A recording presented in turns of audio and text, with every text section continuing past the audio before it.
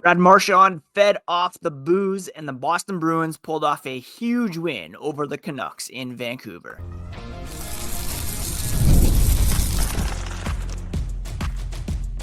You're Locked On Bruins, your daily podcast on the Boston Bruins. Part of the Locked On Podcast Network, your team every day.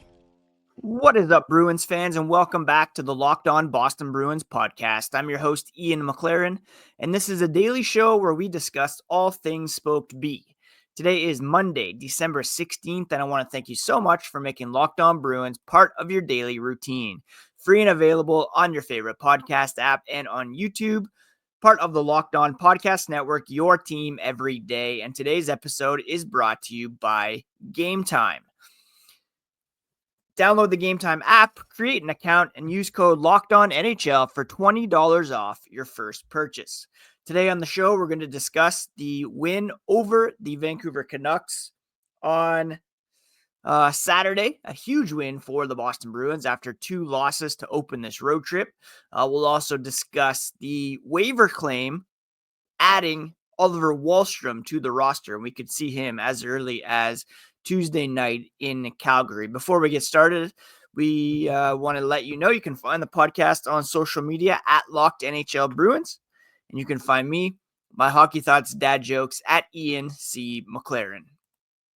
I am a lifelong Boston Bruins fan. I've been covering this team for various outlets for about 20 years, was a full-time hockey news writer for The Score, and have been hosting this podcast since 2019. And there have been a couple times in my life as a Bruins fan where I have been exceptionally thankful that the Canucks could not beat our team on home ice. One, of course, was 2011 Game 7, and the next was on Saturday night. And the only player remaining from the Boston Bruins who played on that 2011 team is Brad Marchand.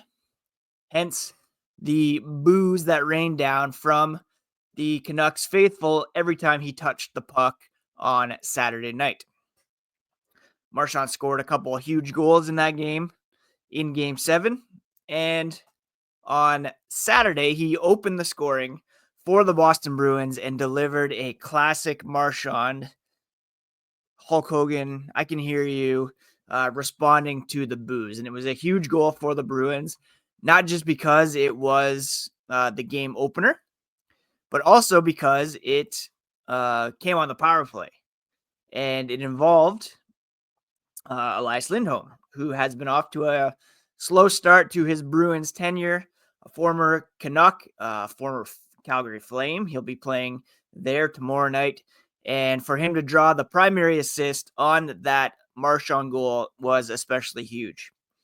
And it also involved David Pastrnak. We'll discuss his huge night here later on in the show. But for the Bruins, who had the league's worst power play heading into that game, to be able to get some positive momentum going there and for it to come off some pretty impressive movement and passing between three of their key players in Pastrnak, Lindholm, and Marchand to finish it off, that was especially encouraging. Again, we'll discuss Pastrnak later on in the game, later on in the podcast, but to have that play to begin the game was just massive for the Bruins. And then it was Morgan Geekie scoring his 5th of the season, continuing to somewhat silence his detractors. And then Pavel Zacha with his 8th of the season. David Pastrnak scored later on in the game, his 11th. And then Mark McLaughlin, who scored his first NHL goal in the second period to make it 4-0 at that time. And he's really making a case to stick up with this team. He's been playing very well on the fourth line. Oliver Wahlstrom was claimed off waivers on Saturday prior to this game, but McLaughlin has been playing well with Johnny Beecher, Cole Koepke, Mark Kastelik up with Trent Frederick and Charlie Coyle on the third line. So we'll see if Wahlstrom, who we'll discuss later on, is able to crack the lineup and whose expense it comes at. McLaughlin making a case to stick around with that goal. Maybe Tyler Johnson's the odd man out. We'll have to see what's going on there. But the big story of this game, of course, was Marchand setting the tone early, getting under the Canucks' skin and their fans' skin by doing the old put the hand to the ear trick. And it was a huge win for the Bruins because they had been coming off two very lopsided losses to Winnipeg and Seattle, outscored 13-2 to begin this road trip. And with games against Vancouver, Calgary, Edmonton coming up after those two, it wasn't out of the realm of possibility to see the Bruins go 0-5 on this road trip, which would have been quite disastrous. Now, it's still possible they could go 1-4. Thank goodness for the Canucks laying an egg on this night so that the Bruins could pick up those 2 points. But there's two big games coming up here in Alberta that cannot be overlooked. And we'll preview the game against Calgary on tomorrow's show, and then Edmonton later on in the week. Quick parentheses programming note. I am planning to travel to Ottawa this week to be with my mom for her cancer treatment this week. Hoping to record a pod on Wednesday before traveling, and then I'll grab one on Thursday. But then, well, maybe I'll be there on Friday too. So there might not be any disruptions in shows this week. We'll have to wait and see. Anyways, huge night for the Bruins. Brad Marchand, just Vancouver hates him so much. You love to see it. And the Bruins with a huge bounce back win. Jeremy Swayman in net also key to that. Fairly quiet game on his end. Didn't have a ton of action. We'll look at the stats a little deeper here in a moment. But Jeremy Swayman with a big performance for the Bruins to kind of shake off that poor performance the previous game against which game was he in there? In Winnipeg. Stopped 19 of 20 shots for a .950 save percentage on the night and raised his season save percentage to .888, which is still fairly concerning considering we're midway through December here. So that was the big story. The Bruins getting that huge win, a much needed win. One might argue a must win. And all thanks to Brad Marchand setting the tone early, giving his team a boost, some confidence. But not to be overlooked is David Pastrnak's 4-point night. And we'll discuss that, some stats and some signals to take away from this game here as the podcast continues.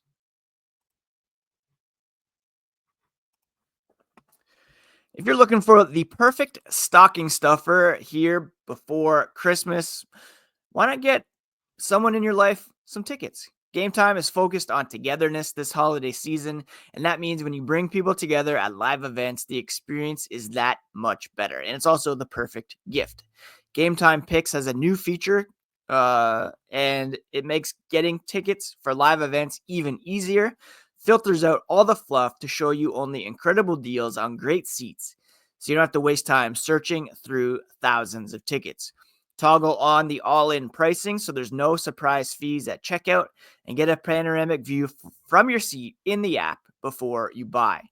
Download the Game Time app, create an account, and use code LOCKEDONNHL for $20 off your first purchase. Again, terms do apply, but create an account, redeem code LOCKEDONNHL for $20 off.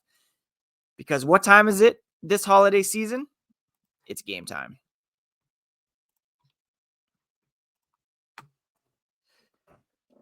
Apart from the Bruins getting this much needed win and Brad Marchand scoring that huge goal, silencing the crowd, it was David Pastrnak who stole the show with a 4-point performance, finally getting back to a point per game average for the season. We've become accustomed to Pastrnak with 100-plus point seasons. He's well off that pace to begin 2024-25, but he did have a goal in this one, his 11th of the season in the third period, earlier in the third period, to erase any chance of Vancouver coming back.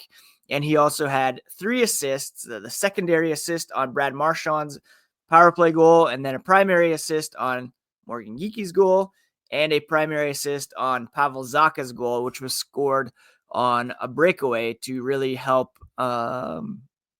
seal the deal here in this game for the Bruins. Huge effort from Pastrnak. He's back to a point per game pace, like I said, still off what we have come to expect from him, especially goals wise. He's only on pace for about 28 goals, 54 assists, which would give him 82 points in a full 82 games. However, again, it should be noted that his shooting percentage is still well off what we've become accustomed to. His career average is 13.7. And right now he is at only 8.7. So if you increased his shooting percentage by 5%, he would be on pace for 30-ish, perhaps even 40 goals. So hopefully he can not only get that shooting percentage up to career levels, but perhaps even increase it. He's had shooting percentages of 15%. Back when he scored 61 goals, 17.2% when he had 48 goals back in 2019-20. This is a guy who shoots often and is deadly accurate with that shot. So hopefully that goal can give him a bit of a boost here and get him back on track to levels that we have become accustomed to. So those were the big stats to take away. David Pastrnak's huge night. The Bruins did outshoot Vancouver in this one by a margin of 28-20. So some good team defense there. And the Bruins, they did take 3 penalties in this one. A tripping on Beecher, unsportsmanlike on Quinn Hughes, Pavel Zacha with a high stick. But the Canucks failed to score on the power play in this one, so that gave the penalty kill more of a boost as well, which we love to see. So that's where the Bruins were able to accomplish in that game. It was only Max Sasson, who I had never heard of, who was able to get on the board for the Canucks. David Pastrnak with a huge night. He led the way as well in terms of, actually, no, he'd only had 1 shot on goal in this one. He scored on it. Brad Marchand with a team high 7 shots. Mark Kastelik with 6 shots. And a bunch of guys chipping in offensively. It was great to see Geeky score, Zacha score, as well as McLaughlin getting his first goal of his NHL career. Pastrnak back to a point per game pace. Zacha back to half a point per game, on pace now for 21 goals and 21 assists in a full 82 games. Now, the Bruins as a whole, because of those 2 losses last week, they remain in a dogfight here in the Western Conference, the Eastern Conference. When did they relocate? But it's not going to get much easier. Right now, if you look at total points earned, the Bruins are in 6th in the Eastern Conference, 35 points in 32 games. The problem is they've played 32 games, which is second highest in the Eastern Conference. And if you look at point percentage, the Bruins are down in 7th. This is due in large part to the Rangers' recent slide, which has taken them outside of the top 8. Right now, there are 5 Atlantic Division teams in a playoff spot and only 3 from the Metro. The Bruins right now are 7th, as I said, in point percentage behind Tampa, despite the fact that Tampa is a point behind them in the standings. The Lightning have played 4 fewer games. Ottawa has won 3 in a row, and they've jumped up to 8th in the conference in terms of point percentage, just behind the Bruins at 533. The Bruins are 547. Ottawa is 7-2-1 over their past 10 games. Linus Ullmark playing absolutely outstanding right now for the Ottawa Senators. So the Bruins are benefiting from the Rangers slide. from Metro teams being fairly mid, and Detroit, Buffalo, Montreal all really stinking out the joint. The Sabres have not won a game in their past 10, although they have picked up 3 points over that stretch. So what can we take forward from this? Well, David Pastrnak, hopefully his confidence was boosted by this performance, and we can see him continuing to find the back of the net. His playmaking hasn't really dropped off. He is, again, on pace for 54 assists. If he could raise that shooting percentage a bit and get back on track for maybe 40, 45 goals, it's still possible that he could hit the 100-point mark this season, but it would take some positive regression here in terms of his shooting percentage. Brad Marchand, again, taking that game over early, showing some of the flair that we've become accustomed to with him. Right now, he is on pace for, 62 points, 33 goals, 28 assists. Still very remarkable production for a guy who is going to be 37 by the end of this season. And importantly, the Bruins were able to silence Jake DeBrusk, Danton Heinen. It could have been a revenge game for either of those two guys, but the Bruins were able to put a pretty good game together and get that big win. But again, it will not get any easier this week until they come home on Saturday. They will be playing the Calgary Flames on Tuesday. We'll preview that one tomorrow. And then a huge game against the Edmonton Oilers, who have been absolutely rolling lately. That game will be on Thursday before they come home and take on the lowly Buffalo Sabres on Saturday. The trade freeze hits on Friday for the holiday break. I believe it runs for about a week, 7 days. And there are some rumblings out of Buffalo that a guy like Dylan Cousins could be on the move. So we'll see if the Sabres make any big changes here coming into the that game here on Saturday. The other bit of big news for the Bruins over the weekend was a waiver claim that was placed on Oliver Wahlstrom of the New York Islanders, and we'll discuss why they made that move and the implications of it here as the podcast continues. Hope you had a great weekend checking out the NFL action and that your wagers hit via FanDuel, America's #1 sportsbook. Right now, new customers can bet $5 and get $150 in bonus bets if you hit on that first $5 bet. The FanDuel Sportsbook app gives you everything you need to place live bets on the NFL all in one place. So when you get a hunch in the middle of a game, you can check out the latest stats, view live play-by-play, and so much more on the same page where you place your bets. Just visit FanDuel.com to join today, and you can get started with $150 in bonus bets if you win that first $5 bet. That's FanDuel.com. Never waste a hunch and make every moment more with FanDuel, an official sportsbook partner of the NFL.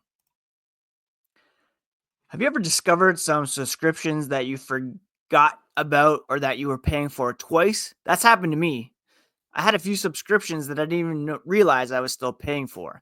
And Rocket Money made it so easy to track them all down. It's like having a personal assistant for your finances. Rocket Money is a personal finance app that helps you find and cancel your unwanted subscriptions, monitors your spending, and helps lower your bills so you can grow your savings. It brings everything together in one place, whether it's subscriptions, your spending habits, or even the goals you want to hit in 2025. They have over 5 million users and have saved a total of $500 million in canceled subscriptions. That's up to $740 a year per member. Cancel your unwanted subscriptions and reach your financial goals faster with Rocket Money. Go to rocketmoney.com/lockedon today. That's rocketmoney.com/lockedon. rocketmoney.com/lockedon and get rid of all those unwanted subscriptions.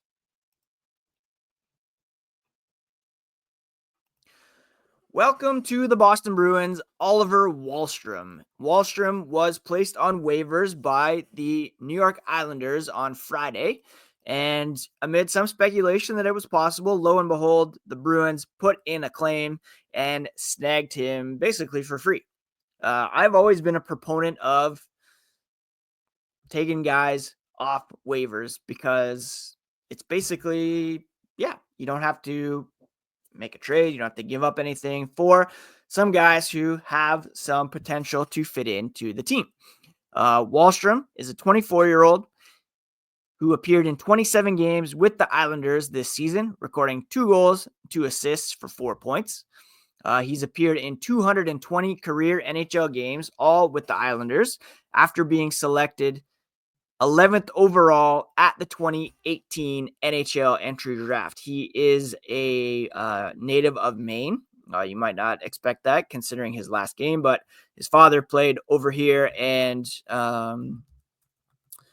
we've all seen that clip of him scoring that crazy goal as a youth player in at TD Garden, which was pretty cool. Now, Wahlstrom, again, you can ask what went wrong with Wahlstrom in Long Island. He was a very highly touted pick back in 2018. It was even projected that he would go in the top 10. He was coming off a 70-goal, 139-point season with the U.S. National Development Program. He was committed to play for Boston College, where he spent 1 season. 8 goals, 19 points in 36 games there, falling a bit short of expectations. And I guess in New York, he kind of failed to earn the trust of then head coach Barry Trotz. Showed some improvement under Lane Lambert, who replaced Trotz as head coach. But then I don't really think that Patrick Roy was a huge fan. He had a big ACL injury there during his tenure with the Islanders. But he was playing well before that, playing with Matt Barzal. So he does have a skill set, but it doesn't really align well with the Islanders system, which you could argue may be the case in Boston because Trotz, Waugh, they preach defensive awareness, responsibility, speed, and these aren't necessarily his strengths. So it's kind of interesting that the Bruins took a gamble on Wahlstrom. We'll see where he fits in. They do have needs on the right side, and that's arguably the position where they are the weakest right now. Brad Marchand was pumping his tires certainly over the weekend, saying he had reached out to him to offer an official welcome. Wahlstrom is excited, according to Marchand. The Bruins are excited to have him. Marchand called him a really good player. He's always really liked his game, and he thinks he will fit in the team well. Again, he's a right shot, which could impact Mark McLaughlin's standing with the team, despite the fact that he scored on Saturday. Maybe this bumps Tyler Johnson out of the lineup. Maybe if he hits, then they look to move a Morgan Ginky before losing him in free agency or before they have to re-sign him. Or as the rumors pop up about Trent Frederick, perhaps if Wahlstrom hits, it might. He is a RFA at this season's end. Trent Frederick is a unrestricted free agent. And if I was a betting man, I would bet my left boot that Frederick is going to be a member of the St. Louis Blues beginning next season, if not prior to that, if they make a play for him in the trade market. All this to say, it's definitely worth seeing if a guy like Wahlstrom could hit. He's on a 1-year, $1 million contract. He's only 24. And again, was once very highly touted coming into the NHL draft. If you look at some of the comments made about him as a prospect, again, this was just 6, almost 7 years ago. Elite Prospect said he's a sensational scoring threat, a fierce competitor that preys on weak play, exploits gaps in the neutral zone. His positioning allows him to carry the puck forward immediately and shift up and into stride off an outlet pass. He might be described as uncontainable. The confidence he has in his individual puck skill paired with high level of thinking. He's able to create opportunities for himself as well as teammates out of nothing. This in turn translates into energy on the ice and in building as a whole. All in all, Oliver Wahlstrom is an instinct-driven hockey player gifted with the size, skating, skill, and smarts that coaches yearn for. If the Bruins can get a player anything close to that from the Islanders out of a waiver claim, then that's a win here for Don Sweeney. You could argue that Georgi Merkulov, Fabian Lysell, Matt Poitras deserve looks as well, but there's no harm in adding some depth to the organization. Those guys are rolling for Providence right now. Hopefully they're up at some point, but maybe it's just the beginning of some tinkering here for the roster as they're a bubble playoff team and as they begin to look towards next season. But this season's not a write-off quite yet. They're still in the playoff mix. We all know you get in, anything can happen. They'll try to keep it going against Calgary tomorrow night, which is a game we'll preview here on tomorrow's podcast. So please do subscribe on your favorite podcast app and on YouTube if you have not already. Do check out the Locked On Fantasy Hockey podcast next, where Steele and Flip will give you all the tips you need to get an edge over the competition this week. It is all part of the Locked On Podcast Network, your favorite team every single day. Please do take care of yourselves, take care of each other, and we'll talk to you again here on the next episode of Locked On Boston Bruins.